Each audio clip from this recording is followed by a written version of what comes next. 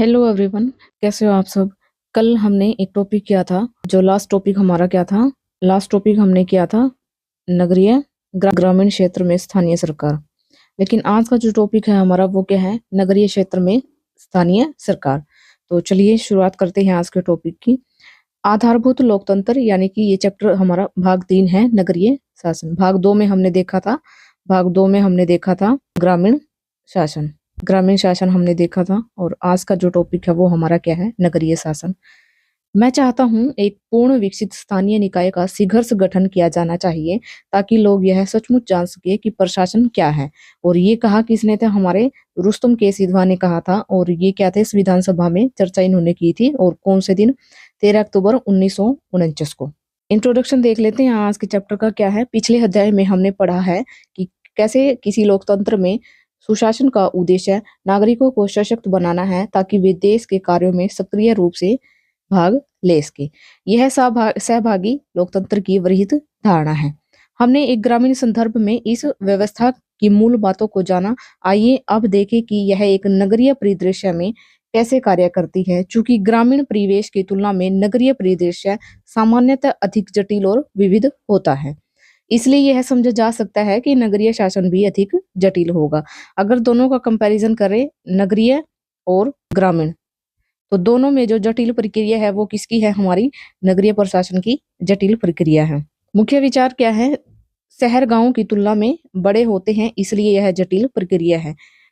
यहाँ जनसंख्या अधिक होती है, इसलिए यहाँ की शासन व्यवस्था यानी कि गवर्नेंस भी अधिक व्यवस्थित होनी चाहिए। भारतीय शासन प्रणाली यानी कि गवर्नेंस पिरामिड को देख लेते हैं कि जैसे हमने ग्रामीण क्षेत्र में देखा था कि जो हमारा पिरामिड बना था वो 3 स्तरों में हुआ था। सबसे जो निचला स्तर था वो क्या था? हमारा ग्राम स्तर। और दूसरे नंबर पर जो स्तर था हमारा वो था ब्लॉक या फिर खंड स्तर। और सबसे टॉप में जो था हमारा जिला स्तर। ये हमारा ग्रामीण शासन का ग्रामीण शासन की प्रणाली थी। लेकिन आज का जो हमारा जो पिरामिड बन रहा है वो क्या है? स्थानीय से राष्ट्रीय स्तर तक भारतीय शासन प्रणाली को एक पिरामिड के रूप में देखा जा सकता है, जिसमें सबसे टॉप पर कौन होती है? हमारी संघीय सरकार, जिसको हम यूनियन गवर्नमेंट भी कहते हैं। यह पिरामिड के टॉप शीर्ष पर होती है, यानी कि जो सबसे ऊपर है वो हमारा क्या होता है? यूनियन गवर्नमेंट होती है। दूसरे नंबर पर आती है हमारी राज्य सरकार, जिसको हम स्टेट गवर्नमेंट बोलते हैं। यह मध्य में स्थित होती है। हमारे पिरामिड जो बन रहा है, ये जो पिरामिड बन रहा है वो क्या है? भारतीय शासन प्रणाली का पिरामिड है। तो मध्य में क्या? हमारी स्टेट गवर्नमेंट है। और टॉप में कौन है? हमारी यूनियन गवर्नमेंट है। और सबसे जो निचले स्तर पर आती है वो क्या है? Local government. स्थानीय सरकार यानी कि लोकल गवर्नमेंट, यह पिरामिड का आधार यानी कि बेस है, जो जनता के सबसे निकट है। इस अध्याय में हम पिरामिड के दाईं ओर दिए गए नगरीय स्थानीय शासन यानी कि अर्बन लोकल गवर्नमेंट पर चर्चा करेंगे। जो ये हमारा पिरामिड है, इसमें जो दिया गया है अर्बन लोकल बॉडीज, तो क्योंकि हमने जो लोकल बॉडीज है उसको हमने लास्ट क्लास में कवर कर लिया था। आज की क्लास में हम क्या करेंगे? अर्बन लोकल बॉडीज करेंगे, जिसमें हमारा म्युनिसिपल कॉर्पोरेशन है और वार्ड कमेटी है और हमारे जो वार्ड्स होते हैं, पीपल ऑफ द वार्ड, वो है। भारत में शासन के स्तर देख लेते हैं। भारत में शासन 3 स्तरों पर कार्य करती है। इसे संघीय ढांचा यानी कि फेडरल स्ट्रक्चर कहते हैं। 3 स्तर कौन कौन से हैं? पहला है हमारा केंद्र सरकार, जिसको हम यूनियन गवर्नमेंट भी बोलते हैं। दूसरा है हमारा राज्य सरकार, जिसको हम स्टेट गवर्नमेंट बोलते हैं। और थर्ड नंबर पर आता है हमारी स्थानीय सरकार यानी कि लोकल गवर्नमेंट। जो स्थानीय केंद्रीय सरकार है वो क्या है? पूरे देश के लिए कार्य करती है। राज्य सरकार राज्यों के लिए कार्य करती है। और जो हमारी स्थानीय सरकार है वो क्या? हमारे गाँव और शहरों के लिए कार्य करती है। जब इन तीनों को मिलाकर जो हमारी व्यवस्था बनती है उसको हम क्या बोलते हैं? विकेंद्रीकरण यानी कि डिसेंट्रलाइजेशन बोलते हैं। यानी कि कहने का मतलब ये है कि जो शक्तियां हैं वो आपस में बट जाती हैं, केंद्र सरकार को, राज्य सरकार को और स्थानीय सरकार को। भारत में शासन के 3 स्तर हमने देखे हैं अभी: यूनियन गवर्नमेंट, स्टेट गवर्नमेंट और लोकल गवर्नमेंट। आज हम जो टॉपिक कर रहे हैं वो लोकल गवर्नमेंट का ही एक पार्ट है, क्योंकि इससे पहले हमने जो ग्रामीण स्थानीय जो शासन था वो हमने कंप्लीट कर लिया था। पंचायत वाला हिस्सा ये हमारा कंप्लीट हो चुका था। और आज हम जो कर रहे हैं म्युनिसिपैलिटी यानी कि नगर पालिका वाला जो टॉपिक है वो करेंगे, जिसमें म्युनिसिपल कॉर्पोरेशन, म्युनिसिपल काउंसिल और नगर पंचायत शामिल होती हैं। पंचायत में हमने देख लिया था, टॉप में क्या थी, हमारी डिस्ट्रिक्ट पंचायत थी, और मध्य में हमारी इंटरमीडिएट पंचायत थी, और जो सबसे निचला स्तर था उसमें विलेज पंचायत थी, यानी कि ग्राम सभा थी। नगरीय स्थानीय निकाय यानी कि अर्बन लोकल बॉडीज के बारे में देख लेते हैं। ये क्या, हमारी नगरीय क्षेत्रों में स्थानीय सरकार की संरचनाओं को नगरीय स्थानीय निकाय कहा जाता है। इसका अर्थ है कि ये शीर्ष प्राधिकरण के अंतर्गत कार्य नहीं करती है। इन स्थानीय समुदायों को अपने क्षेत्र के प्रबंधन और अपने सामने उपस्थित मुद्दों या समस्याओं को हल ढूंढने के लिए स्वायत्तता रहती है, यानी कि ऑटोनॉमी। ये अपनी समस्याओं को खुद हल करते हैं या उनको हल ढूंढते हैं। यह एक क्षेत्र में रह रहे नागरिकों के साथ आने और उनके लिए सर्वोत्तम क्या है, इस पर निर्णय लेने का एक तंत्र है। कौन, जो हमारी अर्बन लोकल बॉडीज है, वो क्या है, किसी एक क्षेत्र में रह रहे नागरिकों के साथ आने वाली समस्या या फिर उनके लिए क्या सर्वोत्तम है, क्या बेस्ट है, उन पर जो निर्णय लेते हैं वो क्या है, ये हमारी बॉडीज है। और यह सेल्फ गवर्नेंस का ही एक रूप है। आगे हम देख लेते हैं वार्ड और वार्ड समितियां, यानी कि वार्ड्स और वार्ड कमेटीज में क्या अंतर है। नगर एवं कस्बों की छोटी छोटी इकाइयों में विभाजित किया जाता है, जिन्हें हम वार्ड कहते हैं। ये कोई हमारा नगर है, तो उनको जब हम छोटी छोटी इकाइयों में जो डिवाइड करेंगे वही क्या होंगे, हमारे वार्ड होंगे। वार्ड समितियां देख लेते हैं कि ये विभिन्न गतिविधियों में सहायता करती हैं, जैसे कि स्वास्थ्य शिविरों का आयोजन करना, एकल उपयोग वाले प्लास्टिक यानी कि सिंगल यूज प्लास्टिक के विरुद्ध अभियान चलाना, जल रिसाव, नाली का जाम होना या सड़क टूटने की सूचना अधिकारियों को देना।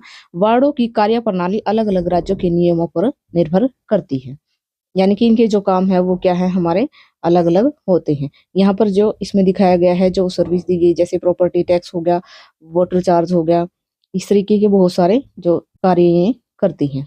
इनकी जिम्मेदारियां और कार्य देख लेते हैं कि इनकी कुछ कार्य भी होते हैं और कुछ रिस्पॉन्सिबिलिटीज भी हैं। कुल मिलाकर नगरीय और स्थानीय निकायों पर कार्य की एक लंबी सूची की जिम्मेदारी है, जैसे कि आधारभूत ढांचे की देखभाल करना, अपशिष्ट संग्रहण यानी कि जो गार्बेज कलेक्शन है उसको निपटाना या फिर उनको अलग अलग करना, जैसे कि जो गीला कचरा है उसको अलग करना, गीला कचरा, और जो सूखा कचरा है उसको अलग करना, कचरे को अलग करना। स्थानीय टैक्स यानी कि जो स्थानीय जो कर है वो, और आर्थिक जो दंड प्राप्त करना है वो भी क्या है, ये ही बॉडीज तय करती हैं। कब्रगाहों का रखरखाव करना, सरकारी योजनाओं के अंतर्गत आने वाले जितने भी कार्य हैं उन पर ध्यान रखना, क्षेत्र के आर्थिक और सामाजिक विकास के नियोजन में महत्वपूर्ण भूमिका निभाना। इन निकायों को अपने कार्यों को कुशलतापूर्वक करने में सक्षम होने के लिए नागरिकों को भी अपने कर्तव्यों का पालन करना चाहिए। यानी कि कहने का मतलब ये है कि ये जो बॉडीज है हमारी, उन पर पूर्णतः डिपेंड नहीं होना चाहिए। तो हम जो नागरिक हैं हमें भी थोड़ा बहुत अपने कर्तव्यों का पालन करना चाहिए। एग्जाम्पल देख लेते हैं कि इंदौर नगर निगम के अंतर्गत जो सेवाएं हमें प्रदान की जाती हैं वो क्या है। प्रॉपर्टी टैक्स हो गया, वाटर चार्जेस वगैरह हो गए, सॉलिड वेस्ट मैनेजमेंट, बिजनेस का जितना भी काम है वो सेवाएं प्रदान करना, और भी बहुत सारी सेवाएं इसमें हैं। आइए विचार करें, पिछले 7 वर्षों से लगातार मध्य प्रदेश के इंदौर को सरकारी स्वच्छ सर्वेक्षण योजना के अंतर्गत भारत के सर्वाधिक स्वच्छ नगर का पुरस्कार प्रदान किया गया है। जैसा कि चित्र में दिखाया गया है बाईं ओर, कि इंदौर में नगर निगम द्वारा दी जाने वाली सेवाओं की सूची दी गई है, जैसे कि संपत्ति कर यानी कि हमारा जो प्रॉपर्टी टैक्स है वो, और जो जल शुल्क है यानी कि वाटर चार्जेस है वो, सूखा कूड़ा प्रबंधन, जन्म मृत्यु एवं विवाह प्रमाण पत्र, अग्निशमन सेवाएं यानी कि जो हमारी फायर ब्रिगेड की जो सेवाएं होती हैं वो भी ये हमारी जो इंदौर नगर निगम की जो सेवाएं के अंतर्गत हमें प्रदान की जाती है। अब जो ये सारी लोकल बॉडीज हैं, जो अर्बन बॉडीज हैं, इनको चलाने के लिए कोई फंडिंग भी आती होगी कहीं से, तो वो फंडिंग कहाँ से आती है, यानी कि इनकी आय का स्रोत क्या है वो हम देख लेते हैं। दो तरह से दो प्रकार से इनको सहायता मिलती है, फंडिंग मिलती है। एक तो इनकी जो फंडिंग आती है वो टैक्सेस से यानी कि कर से, और दूसरी क्या है, हमारी जो गवर्नमेंट ग्रांट्स प्रदान करती है उनसे यानी कि सरकारी अनुदान से। टैक्स में देख लेते हैं कि जनता से विभिन्न कर वसूले जाते हैं, जैसे कि संपत्ति कर यानी कि प्रॉपर्टी टैक्स है, ये इनका मेन सोर्सेज है। पानी और जल कर, मनोरंजन कर यानी कि एंटरटेनमेंट टैक्स। स्थानीय जो हमारी बोर्ड जो हमारे ग्रांट्स मिलते हैं सरकार की तरफ से, उसमें क्या है, हमारी स्थानीय निकाय, राज्य और केंद्र सरकार दोनों से धन मिलता है स्थानीय निकायों में। इसके अलावा दुकानों व होटलों से लाइसेंस फीस भी आय का एक जरिया है। नगरीय निकायों का वर्गीकरण यानी कि क्लासिफिकेशन देख लेते हैं। जनसंख्या के आधार पर नगरीय निकाय अलग अलग होते हैं। तो हमारे मेनली 3 प्रकार के होते हैं, नगर निगम यानी कि म्युनिसिपल कॉर्पोरेशन, और नंबर 2 पर आता है हमारी नगर पालिका म्युनिसिपल काउंसिल, और थर्ड नंबर पे आती है हमारी नगर पंचायत। नगर निगम है उसमें क्या है, 10 लाख से अधिक की जनसंख्या वाले बड़े नगरों में क्या होता है, हमारा नगर निगम होता है। इसे महानगर निगम भी कहा जाता है। उदाहरण के लिए चेन्नई, इंदौर। नगर पालिका में क्या है, जो जनसंख्या होगी वो क्या होगी, 1 से 10 लाख के बीच की जनसंख्या वाले नगर हैं उनको हम नगर पालिका में शामिल कर सकते हैं। नगर पंचायत में क्या है, 1 लाख से भी कम जो जितने भी क्षेत्र है जनसंख्या वाले, उसमें क्या है वो हमारे नगर पंचायत में शामिल होंगे। इसमें क्या होते हैं, मेनली कस्बे और नगर शामिल होते हैं। मद्रास कॉरपोरेशन का इतिहास देख लेते हैं, एक जो हमारा पास्ट रहा है म्युनिसिपल को लेकर, वो क्या है। 29 सितंबर 1688 में स्थापित मद्रास कॉरपोरेशन, जो कि अब ग्रेटर चेन्नई कॉरपोरेशन के नाम से भारत में सबसे प्राचीन नगर निगम संस्था है। ईस्ट इंडिया कंपनी ने इसके 1 वर्ष पहले चार्टर जारी कर फोर्ट सेंट जॉर्ज नगर तथा उससे 16 किलोमीटर के भीतर के सभी क्षेत्रों को एक कॉरपोरेशन में गठित किया। 1792 में एक संसदीय अधिनियम ने मद्रास कॉरपोरेशन को नगर में स्थानीय कर लगाने की शक्ति प्रदान की, जिससे स्थानीय नगरीय स्वशासन सुचारू रूप से आरंभ हुआ। यानी कि उस टाइम जो इनकी आय का स्रोत था वो क्या था, जो हमारी स्थानीय नगरीय है उसमें जो स्थानीय कर है वो इनकी आय का स्रोत था। नागरिकों के कर्तव्य देख लेते हैं, कुछ हमारे भी कर्तव्य बनते हैं, सिटीजन ड्यूटीज जिनको हम बोलते हैं कि हमारे जितनी भी जो गवर्नमेंट हमें सहायता सेवाएं प्रदान कर रही हैं उनको सुचारू रूप से चलाने के लिए कुछ ड्यूटीज नागरिकों की भी बनती है। याद रहे कि यह एक सहभागी लोकतंत्र है। नागरिकों को अपने क्षेत्र की देखभाल और रखरखाव का ध्यान रखना चाहिए। उदाहरण के लिए, यदि लोग कूड़े के पृथक्करण यानी कि सेग्रेगेशन के बारे में निर्देशों का सावधानी पूर्वक पालन करें तो कूड़े का एकत्रीकरण और निष्कासन अधिक आसान बन जाता है। यदि वे किसी गली तथा रास्ते में जल रिसाव यानी कि वाटर लीकेज पाते हैं तो इसके बारे में तुरंत सूचना देने से बहुमूल्य जल का अपव्यय यानी कि जो खर्च है वो रुकेगा। ग्रामीण और जो नगरीय शासन है उन दोनों में हम कुछ डिफरेंसेस या फिर जो मेन अंतर है वो देख लेते हैं। यानी कि हमारी जो ग्रामीण संस्था है वो भी संस्था है, और जो नगरीय है शासन है वो भी क्या है, हमारी संस्था है। तो ये हमारी संस्था है। तो ग्रामीण में क्या है, हमारा ग्राम पंचायत होती है, और जो नगरीय में हमारी क्या होगी, नगर निगम और नगर पालिका। जो ग्रामीण क्षेत्र है उसका मुखिया कौन होता है, हमारे सरपंच या फिर जिसको हम प्रधान भी बोलते हैं। लेकिन जो नगरीय शासन में जो हमारे मुखिया होते हैं वो उनको क्या बोलते हैं, मेयर या फिर महापौर या फिर अध्यक्ष। जो ग्रामीण क्षेत्र है उसमें क्या क्या आएंगे, वो क्या है, छोटा और कम जनसंख्या वाला एरिया होता है। लेकिन वहीं अगर बात करें हम नगरीय शासन की तो वो क्या है, एरिया में बड़ा होता है और जनसंख्या भी अधिक होती है।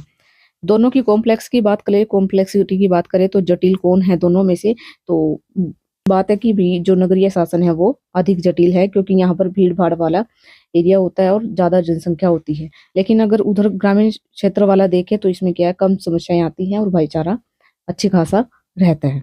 निष्कर्ष के तौर पर हम देख लेते हैं कि भी नगरीय क्षेत्र में स्थानीय सरकार का जो टॉपिक हमने किया उसमें क्या, नगरीय क्षेत्रों में विभिन्न नगरीय स्थानीय निकायों के माध्यम से विकेंद्रीकृत शासन यानी कि डिसेंट्रलाइजेशन गवर्नमेंट चलता है। वही बात है कि भी शक्तियां जो है वो जो पावर है वो किसी एक बंदे के हाथ में ना होकर उनका केंद्रीकरण होता है। यानी कि जैसे कि हमने जो ग्रामीण शासन वाला जो टॉपिक किया था उसमें हमें पता था कि भी उसमें जो पिरामिड बन रहा था वो ग्रामीण स्तर पर, फिर ब्लॉक स्तर पर और फिर जिला स्तर पर, इस तरीके से जो पावर ऐसे डिवाइड थी। और आज का जो पिरामिड बना है वो क्या है, उसमें सबसे टॉप पर हमारी क्या है, यूनियन गवर्नमेंट है, और दूसरे नंबर पर हमारी क्या है, स्टेट गवर्नमेंट है, और थर्ड नंबर पर हमारी क्या है, लोकल गवर्नमेंट है। तो आज का पिरामिड ये बना था, जो नागरिकों के जीवन को प्रभावित करने वाले विभिन्न कार्य संपन्न करता है। यह सुनिश्चित करना नागरिकों का कर्तव्य है कि स्थानीय निकाय कुशल तरीके से अपना कार्य करने में सक्षम है या फिर नहीं है। आज के लिए इतना ही। Thank you.